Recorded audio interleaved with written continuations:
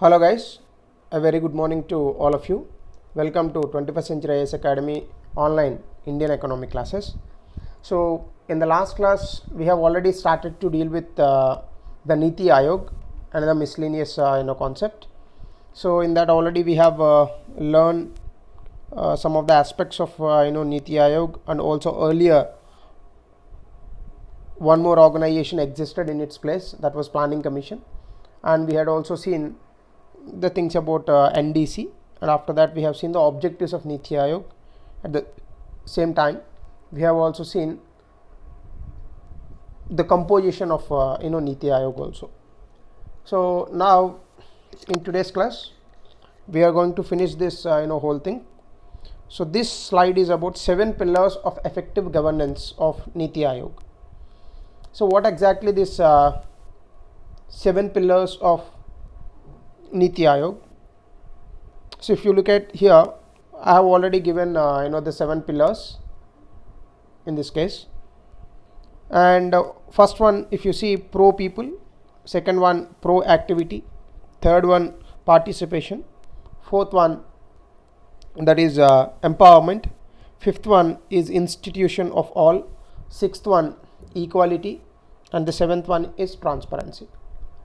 So the Niti Aayog, it actually functions based on these 7 pillars. So in that particular case, if you look at the first one, so what is this pro people is all about? If you see, it fulfills the aspirations of society as well as individuals. See, generally if you see the Niti Aayog as an institution, so it effectively replaces the Planning Commission. But when it comes to the full functioning of the Niti Aayog, even government doesn't have the clarity, because it is a novice institution as it is started recently. Even the government doesn't have this clarification of what exactly the Niti Aayog has to be done. It's not like government doesn't know. It is all about like the Niti Aayog is yet to prove it, right? The Niti Aayog is yet to prove it. So when it comes to this pro people, as because this Niti Aayog effectively replaced the Planning Commission, there was one big mistake when it comes to the Planning Commission. That was, as part of its 5-year planning or the other plans like perspective planning and annual plannings, it never involved the people, because ultimately whatever the plan that you are making for the country, that plan is for people only. But what is the point in making a plan without involving the people? So when you are implementing a plan, that plan is actually to benefit the people. But if you are making such plan without involving the people, then how it will fulfill the aspirations of individuals in the society? So that is what the bigger question. So that is what I told you yesterday in the class, that is bottom to top approach. So people's participation or pro people planning is always crucial for any country's growth and development. So that's why whatever the Niti Aayog do, all its functions and objectives, they have to dependent on these 7 pillars. And by keeping these 7 pillars into the mind and into the consideration, by reckoning these 7 pillars, it has to make any plan, and it has to make any implementation of the planning, or writing different models for development, a kind of things. So that is one. It fulfills the aspirations of the society, and by keeping this into their mind, they have to do the things. Second one is proactivity, anticipation and response to the citizen needs. And whenever we are making a plan, first we have to anticipate what kind of problems that the people will face, and what kind of response that the people will give, and what kind of the challenges that this particular plan will bring when it comes to the people. So all these kind of things we have to anticipate, and at the same time we have to create a channel where the people can respond also. For example, if you see, sometimes if the government is bringing some controversial policy or a law, certainly it will give a chance to the people to respond. Generally in the websites it is given so మీకు for example net neutrality గురించి in recently 2 or 3 years back the government asked the people suggestions and comments. So I also participated in it. So likewise, so always it should be proactive and it should involve the people. At the same time, it must anticipate the questions from the people, and it should also give a chance for the people to respond to these models of development. And the third one is involvement. So obviously every time you have to involve the citizens, not only in the planning but also in the implementation stage. And as well, when it comes to the empowerment, generally we never talk about empowerment of the society as a whole. So generally we give more importance to the women empowerment. So women empowerment in terms of their education, in terms of their property rights, in terms of their jobs, in terms of their independence, in terms of their legal equalities or social equality. So all these things, women empowerment, it should also keep in mind about this women empowerment. Not only that, inclusion of all people.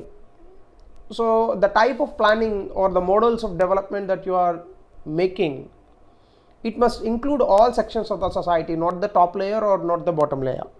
So it should include the SC, ST, poor people, Garib, and village people, and farmers, and OBCs, and minorities. Everyone you must include, irrespective of their creed and caste. Next one is equality. We must give an opportunity to all. So generally equality, many people that all the people must be equal. So that is not the case that anywhere in the world happens. Generally equality means giving equal opportunities to everyone. That is what the actual meaning of equality. Next one is transparency, making all the works of the government and the spendings and the allocations, everything must be visible, and the government must be responsive. So depending on these 7 pillars, you have to make the policies and the models of the development. So what kind of questions that we can expect from Niti Aayog in this from UPSC about this Niti Aayog? Which of the following are the 7 pillars of Niti Aayog? They may ask you as a prelims question. Of course, if it is a mains question, I think 2015, because Niti Aayog came into existence in the year of 2014. In 2015 mains, UPSC has asked one question: what are the actual differences between the functions of the Planning Commission and the functions of the Niti Aayog? Of course, the framing of that question might be different, but this is what the essence of the question asked by the UPSC. So such kind of questions also we may expect in UPSC mains. But before we go to the mains, first we have to crack the prelims. So if it is the prelims examination, which of the following are part of the pillars of effective governance or Niti Aayog? Or Niti Aayog is based on 7 pillars of effective governance. Which of the following are part of it? So they may ask you such kind of questions. So we have to get ready once we understand these things and once we remember these things. To do that, you have to revise these things more and more. So the next part in that case is, what are the initiatives taken by the Niti Aayog? Niti Aayog, since its birth in 2014 till now, it has initiated so many programs. So I cannot really bring all the project names here in this class because there are many, but I will talk a few.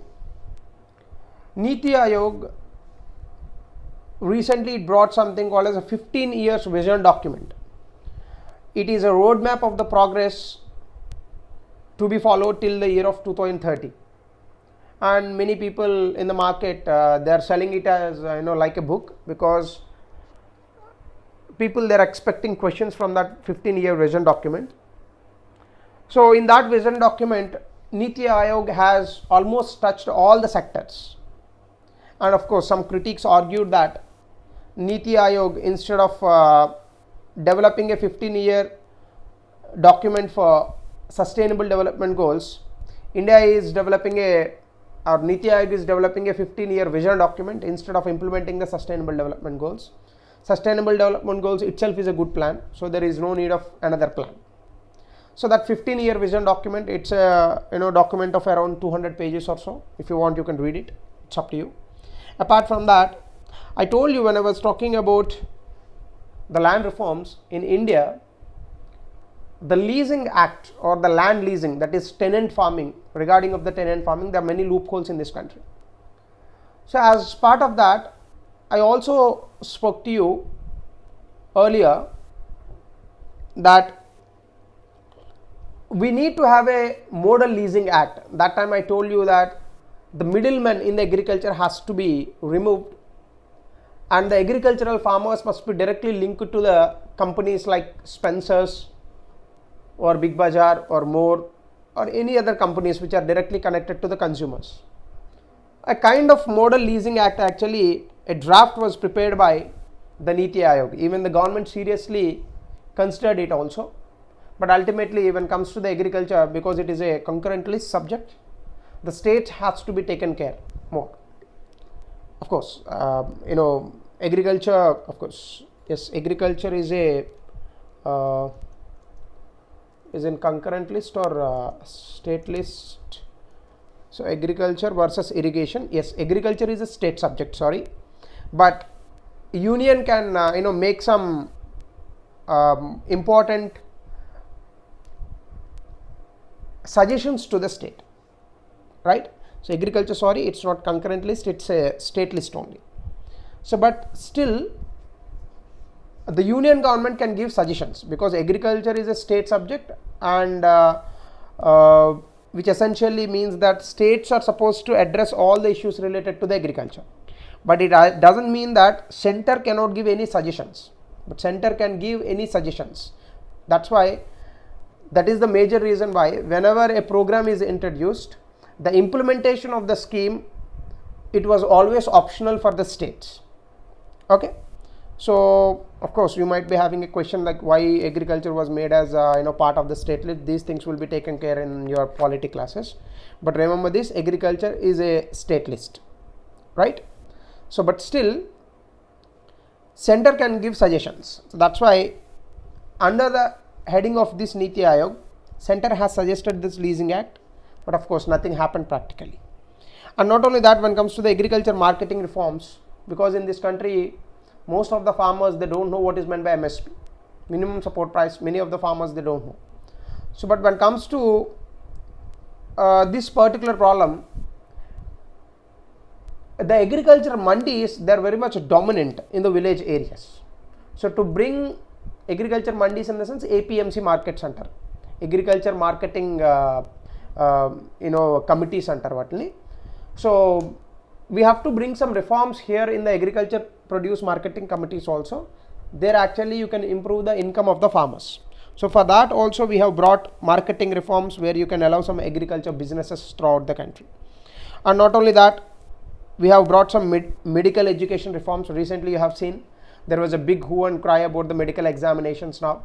So now there is only one test for the MBBS all over the country. So kind of things. Not only that, when it comes to the digital platforms also, so it implemented the Jan Dhan accounts and also the Beam app and also Lucky Grahak Yojana and Digi Dhan Vyapar Yojana, etc. And also it brought something called as Atal Innovation Mission to promote the innovation in the country, and also Atal Tinkering Labs in the schools so that they can promote the innovation from the children from the childhood stage itself, and also Atal Incubation Centers, whatever the ideas that brought or whatever the ideas that came as an abstract, they will be developed into a full-fledged startups, so kind of things. And also Saath initiative, that is a sustainable action for transforming human capital to help economically, especially the backward states, and also to reduce poverty, especially the anti-poverty programs like there are many Food Security Act, ration card systems, etc. And also to promote the ideas of Swachh Bharat Abhiyan. Not only these, there are many other achievements of Niti Aayog when it comes to the recent initiatives. For example, it helped to promote the reforms in the states and major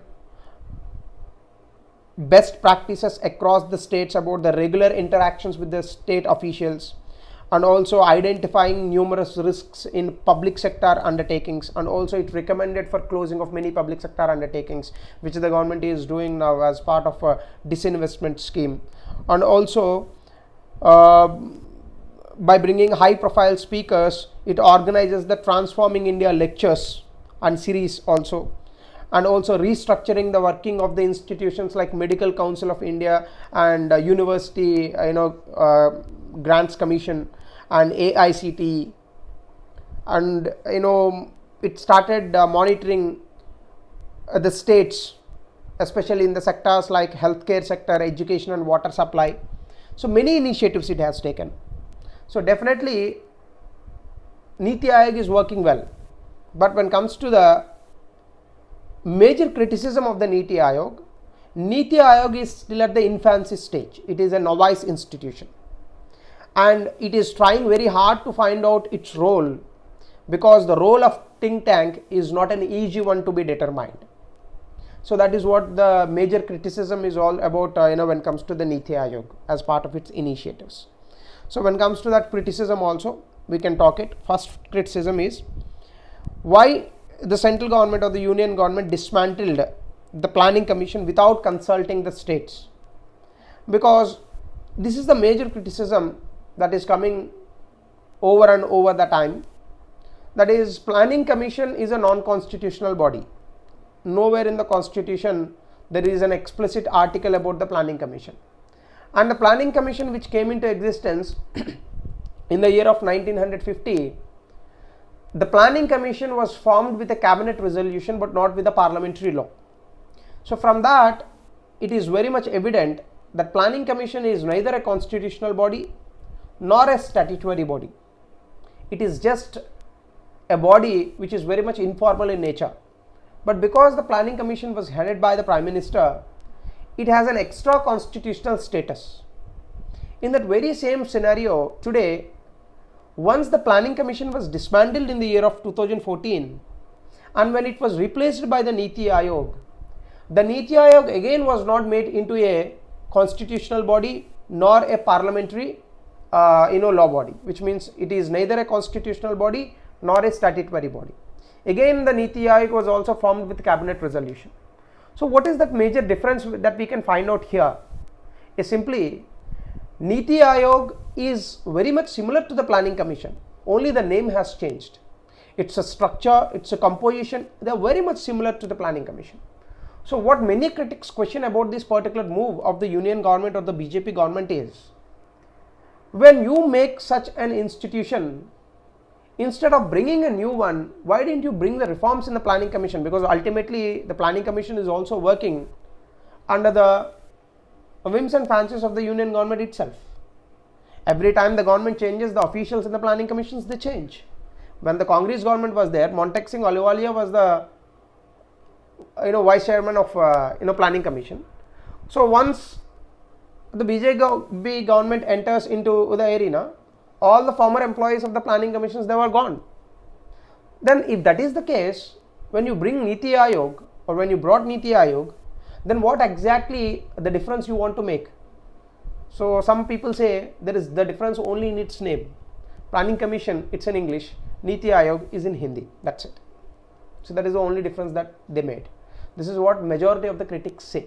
This is not my viewpoints, okay? This is what the major criticism received by the government when it comes to the Niti Aayog.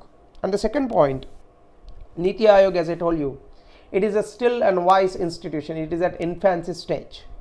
It's just crawling, not even standing on its own feet, because it is trying to find out what kind of role that it has to adopt. Because what is the role of a think tank? That's a big question. So generally, think tank, is it only for thinking, or is it only for making models or making plans, or is it for monitoring, or is it for bringing innovation? Think tank generally, if you look at the dictionary meaning, it is nothing like a policy institute, a research institute that performs the research about the topics, especially the political strategies or the social policies or the economics, even culture.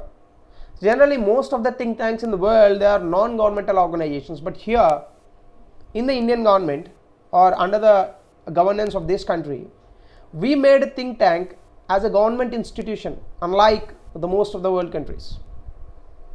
So here the question is, what exactly think tanks do? What, they publish articles, or they do some case studies, or they draft legislations, or they look after the particular matters of the society or the polity. So what is that? Or it will simply gather the information which is readily used by the governments. So what actually it do? So that is what. So no one actually knows this role of the think tank in India. If it is the role of the old planning commission, then we cannot expect anything much from this Niti Aayog. And the third point, if you see, as I told you, like the planning commission, it is neither a constitutional body and nor a statutory body. So whenever it is not a statutory body or nor a constitutional body, you know that what is meant by constitutional body? If it is constitutionally made with an article. Statutory body means, statutory body refers to if it is made by the parliamentary law, but it is neither of it. If that is the case, then it is not responsible to the parliament. So tomorrow if Niti Aayog does any big successful thing, it won't be discussed much, or it is not responsible to the parliament. Or if it goes in a wrong path of darkness, again there is no response answer to the parliament. So as only a think tank, what it will do, unlike the planning commission? So that is what the bigger question. Next, only as a think tank, the resource allocation will be handled by the finance ministry. This was also one of the biggest problems that the planning commission ever seen, because planning commission, it was not the politicians who were part of the planning commission earlier, it was all experts. If you see Maltek Singh Ahluwalia, he was actually the former Oxford student, I think. He did his economics or masters of economics from foreign country. Or if you look at the planning commission members earlier when the Congress government was there, many of the people, they were from the foreign countries, and many of the people, they had exceptional knowledge about the development and exceptional knowledge about the economics. But when the planning commission had this much of experts, this much of executives and this much of knowledge, the planning commission always relied on the government or the finance ministry to allocate the funds. It never had the option of allocating the funds on its own. But when it comes to the Niti Aayog, the same mistake we are doing again. Like the planning commission, very similar to it, today Niti Aayog is also just a think tank.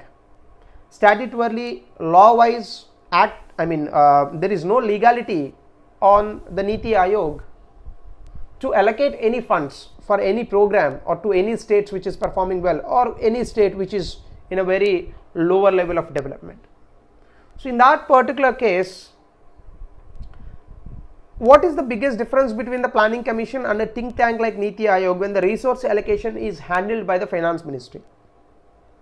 And not only that, the state governments doesn't have a say in it. If you look at the governing council of the Niti Aayog, the governing council who are part of is prime ministers, ex officio people, or some 4 cabinet ministers, or the state chief ministers and the lieutenant governors of the union territories. These many people are there, but still always the final say would be with the finance minister and the prime minister. States doesn't have a say in it. The Niti Aayog doesn't have a say in it. So when it is relied completely on the finance minister, as a think tank, what it will do? Study the case studies. So that is what another question. Not only that, the financial independence of the Niti Aayog is under a big question mark, because financially the Niti Aayog is not independent. And the last one, people's participation. They said, if you look at the 7 pillars of the effective governance where Niti Aayog is based on, the first pillar itself, I've told you about pro people. It fulfills the aspirations of the society as well as the individuals. But till now, you tell me one example where the Niti Aayog has involved all the citizens as participated members in any of the programs or any of the models of development. So it is just a lip service, because it is easier said than doing. So there is a proverb in English, right? It is easier said than doing. Cheyadam kana cheppడం చాలా easy. So that is what the Niti Aayog also did. So that is another thing that we can understand. So what we have to do way forward? First of all, we need to concretize this Niti Aayog into an organization which can transform the implementation policy reforms. Because in India, what is the biggest problem today is not making the policies, but it is all about the implementing the policies. So that has to be changed. So bring the transformation in implementation of policy reforms. They have to be implemented with 100% effectiveness and productivity. And not only that, instead of allowing the politicians and other executives who are close to the politicians, first let us bring some independent expertise who have an exceptional knowledge in economics and who have an exceptional knowledge in drafting the models of development and implementing the models of development. And let us bring that capacity to the Niti Aayog so that it can analyze the developmental challenges before us in this modern era, especially in a non-partisan manner, so that we can bring the development and growth exceptionally good. So that is what another thing you should do. We have to bring some independent expertise of government. Next, the Niti Aayog must bring or must design and implement the solutions at different levels of governance, a self-explanatory point. And also bring some best practices by referring to the case studies around the world and bring the best practices to India, where we can design or deal with the implementation challenges of different policies, and bring and identify what is the problem, that is structural bottleneckness, and also overcome all of these problems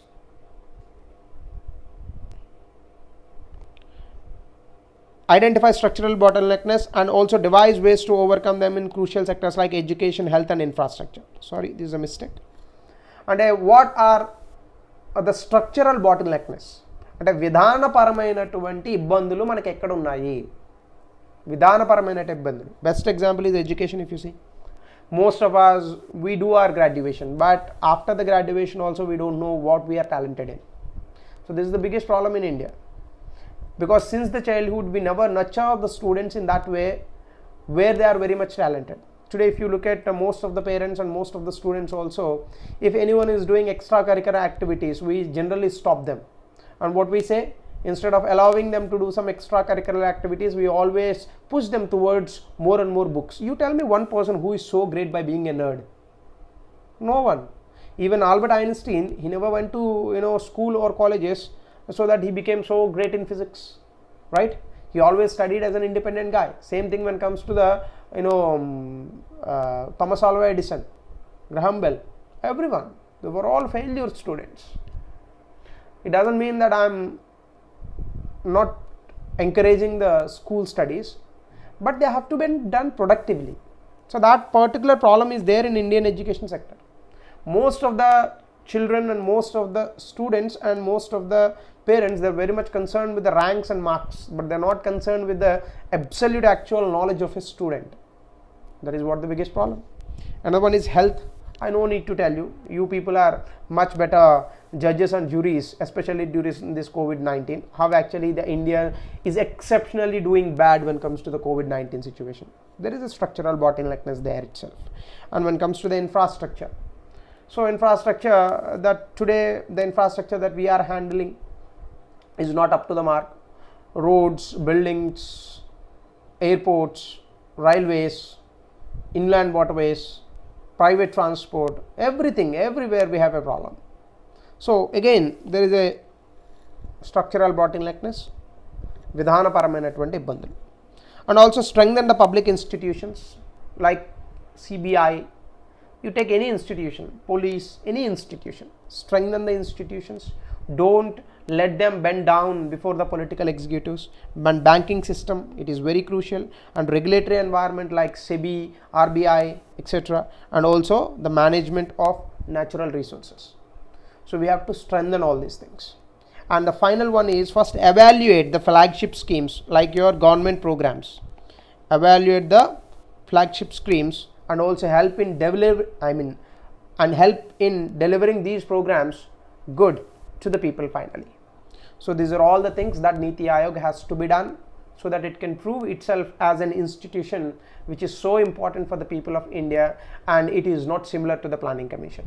Otherwise, if we simply show that Niti Aayog is also very much similar to the Planning Commission, then all this effort and all this what you call big flourishing language about the Niti Aayog and big applauses for the Niti Aayog. They're all waste of time. So that's why let us make some difference when it comes to the Niti Aayog, and let us try to find out what Niti Aayog and how it can make difference when it comes to the earlier planning commission. So that is what about Niti Aayog and all.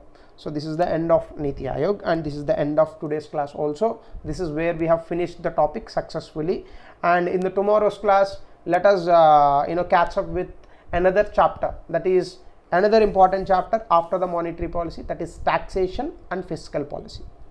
There we will learn about revenue, expenditure, budget, etc., so on and so forth. So thank you. This is the end of today's class. If you have any questions or any doubts, you are free to ask me and comment in my WhatsApp messages. There I can give you the answers. Thank you all of you.